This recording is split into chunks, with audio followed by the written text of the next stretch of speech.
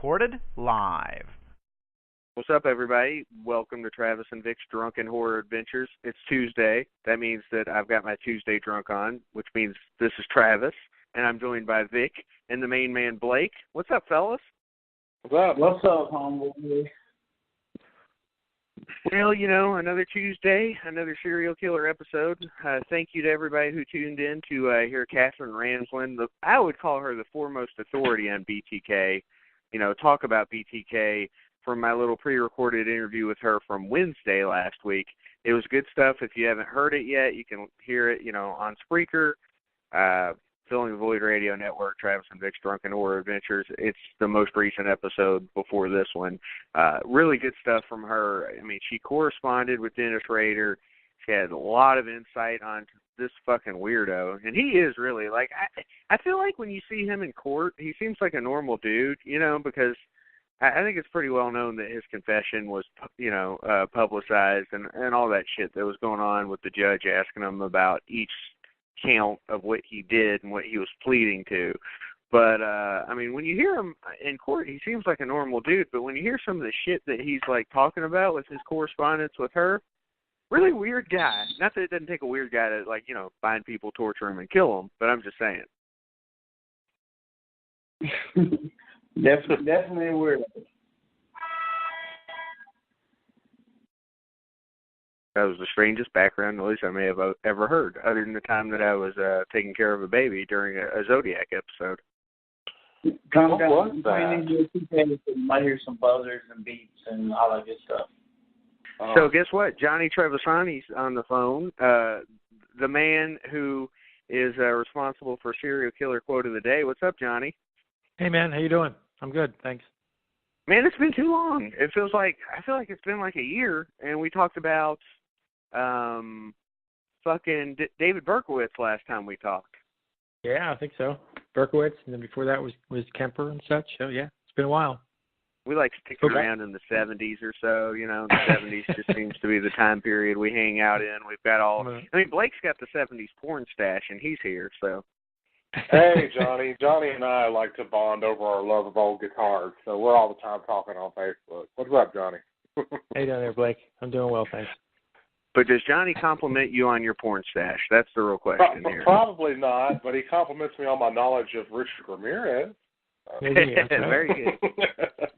Very good. Well, tonight, you know, we're going into that same type of territory where it's, you know, a home invader who essentially, like Kevin M. Sullivan said on our Through an Unlocked Door in Walks Murder episode, you know, it's a person who gets into a home and then he takes control of the situation. And we're talking about, again, the BTK killer, Dennis Rader. And, Johnny, before we kick things off, do you got a BTK quote you like?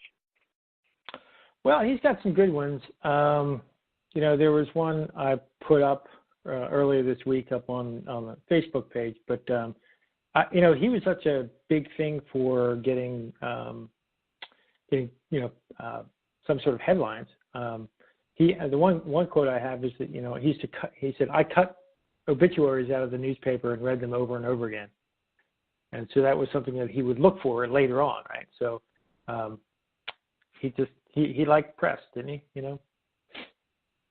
That reminds me of, remember the movie Deranged, which was like a loose telling of Ed Keene's life, The Confessions of a Necrophile? There's parts in this movie where he's like reading the obituary for fun, and so that's kind of what I think of when you mention that quote. Yeah, that's right. Yeah.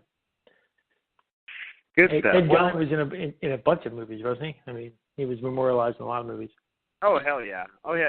See, I think that this one, even though it's not Ed Gein that's mentioned in the movie, I think it's the one that's most closely, I don't know, the best retelling of what he did. Don't get me wrong. I mean, Texas Chainsaw Massacre and Psycho are better movies. I'm not saying that. But as far as what he did, his look and everything, it was a pretty sweet movie as far as that goes, but really slow. So, you know, if anybody ever wants to check that out, we also talked about it on this podcast once upon a time. But yeah, I mean, okay, so tonight it's Dennis L. Rader, BTK, which comes from his quote, bind them, torture them, kill them. He's kind of like Zodiac in that he gave himself a nickname, which is I mean, how common is that for serial killers, Johnny? It's rather rare, but Dennis Rader did a lot of things that were kind of rare. I mean, you had Zodiac that gave himself a nickname. BTK gave himself a nickname. Richard Ramirez, Blake, correct me if I'm wrong. Didn't he also chime in with his nickname? Yeah, he has something to do with it for sure. Yeah, I mean, Rader was he was kind of odd because he was always looking for press. He was always trying to get his name in the press and he'd be pissed off about it. That's ultimately how he got caught, right? So it makes perfect sense he wants to give himself a label and then follow it up in press and in little literature of some sort. He used to write poems too. I will say, yeah, he did some weird-ass fucking poems. I will say with Richard Ramirez, he was actually dubbed the Night Stalker by the news media. I mean, obviously what he was doing made sense as far as that goes. But, yeah, I could see where you're coming from. I'm sure he said some weird shit to people, and it kind of stuck. But, yeah, with Dennis Rader here, yeah, he's definitely a different sort of guy. And this is something that we talked about with Catherine Ramsland last week, is that Dennis Rader actually claimed that he had no influence from the Zodiac Killer, that he was more influenced by Ted Bundy and H.H. Holmes. And I find that to be utter bullshit because, like, he would do things that were just like Zodiac. Like, he would tell people that he was on the run. Now, granted, this may be a common thing because I think the East Coast rapist did this too. He would tell people that he's on the run from the law and that he just wanted, some items, some things to get him through, and then he's going to leave them alone. But that was basically his way to control them. But it reminds me of Zodiac at Lake Veronesa, maybe? Yeah.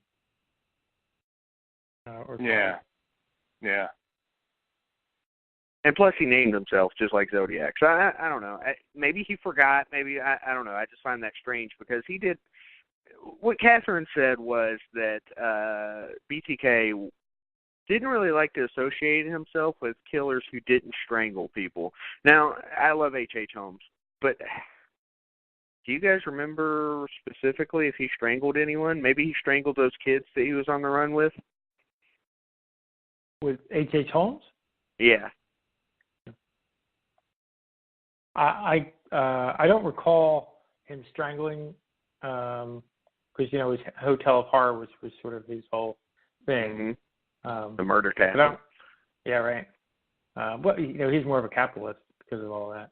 He was and I respect it, by the way. I respect it. I love his motivation for killing. Just financial gain is something you just don't see anymore in serial killers. They have their own fucked up reasons, but this was an 1800s reason for being. What about you, Blake? Do you remember H.H. Holmes strangling anybody? Because again, BTK was influenced by people who strangled, like Ted Bundy, but I don't see that from H.H. Holmes, or I don't remember it.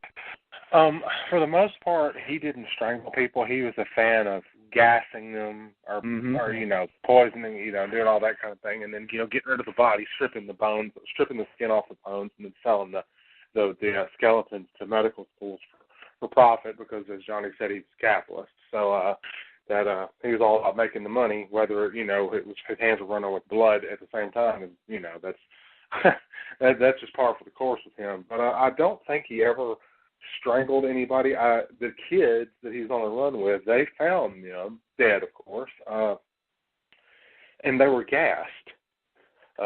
So, not to my knowledge, I think he just wanted to say that just to fucking say it.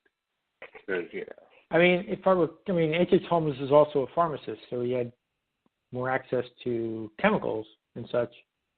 Right. So he knew how to mix chemicals, so it made perfect sense that it would be more of a gassing type of thing.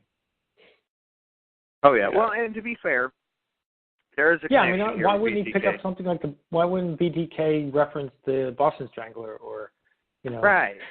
Like ones that are known. Anybody with Strangler in their name's a good name as far as I'm concerned. But there is a little bit of a similarity with H.H. Holmes there. I guess if H.H. Holmes is letting people die by smothering from gas, that's kind of similar in that BTK killed at least a couple people with a bag over the head. So it's not all that different, Yeah. I mean, didn't so BTK killed he shot the one boy, right?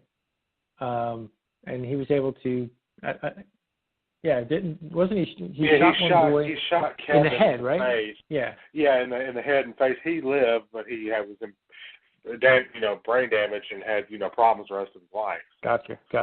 Yeah. Well, let's get into the timeline. We'll get into each and every one of these things so that everybody's on the same page and we know what the hell we're talking about. I'm going off of Radford University. Mike Amott's page there, our buddy, who is the Department of Psychology head there at Radford University, Radford, Virginia. All right, so let's start this off. So BTK, or Dennis Rader, he was. By the way, let me ask you guys a question. Do you call him BTK or do you call him the BTK killer? Because I feel like it's redundant to say BTK killer. I call him BTK killer, but I know it's redundant. I agree. But it is, that was his name, BTK, so I just have to go along with it. I mean, they call him the Strangler, though, right? That was more what he was known for, as the BTK Strangler. Mm-hmm. Right. But Well, anyway, that always, perturbed me. It's a stupid thing, but I was always like, he's just BTK. It's just easier to say BTK. I don't need to throw in the extra killer. It's pretty obvious because he says kill, but whatever. It's just like Zodiac. I guess you could say Zodiac killer, but I always just call him the Zodiac. All right, anyway. Yeah. So this fucker's old at this point. I mean, because he was born March 9th, 1945 in Kansas, and he had a pretty normal upbringing for the most part. I mean, there's some things that we'll get into here and there that, we've heard about that may have played a role, but, simple shit. Like in 8th grade, he was confirmed at the Zion Lutheran Church. Age 15, he saved. See, this is a Bundy thing, too.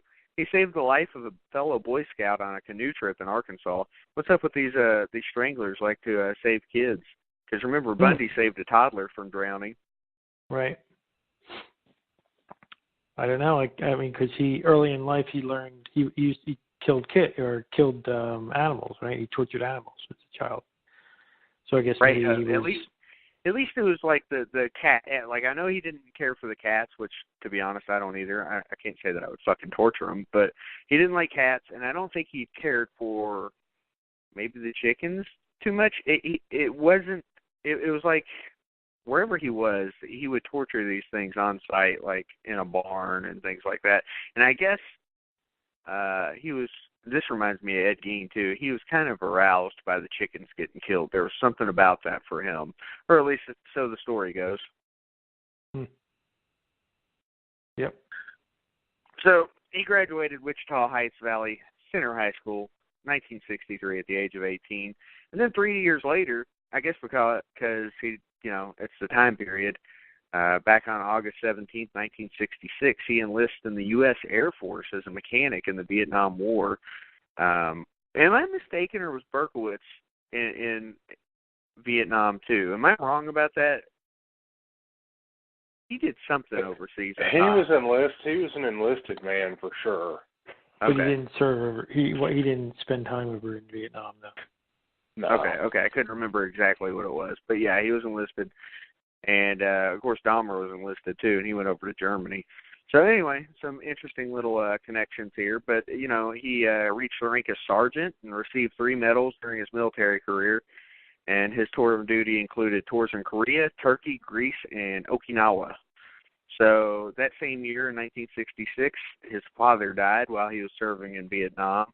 And then he was the best man at John Davis's wedding. Davis was a friend since childhood. So he was able to form those early connections. I mean, you don't always see this with a lot of these guys. They don't have those closer, connections with people. They have friends, but not anybody that they let in too tight. So apparently he had somebody since childhood.